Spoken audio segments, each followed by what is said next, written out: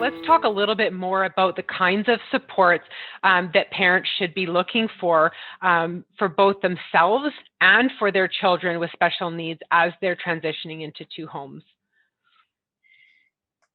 I'm going to reference back to autism spectrum disorder because that's what I know best. And the spectrum is so wide that, as one of my son's principals once said to me, if you've met one child on the autism spectrum disorder, you've met one child.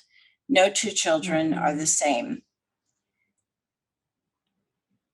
The one thing I learned about it is that parents are very reluctant to talk about their children with autism for whatever reason.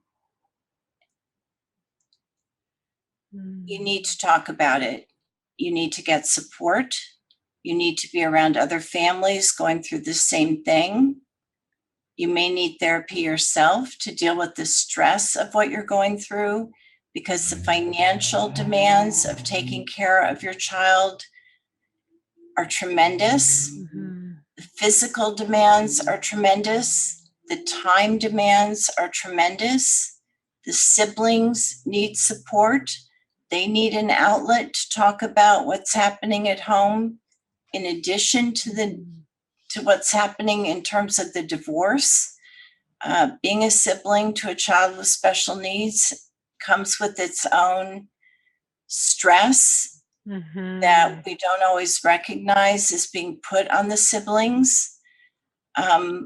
Clergy, teachers, therapists, neighbors, community members. My children were raised by a village. Had it not been for the community that we lived in and the people that loved my children and understood really each of them and what they needed, I'm not sure they would have turned out the way they did, because I couldn't have done it myself. Yeah.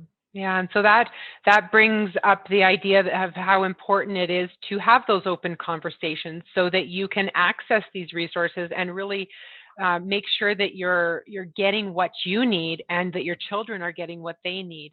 And that first starts with that dialogue and the conversation, and making sure that that's on the table and everyone's open about it.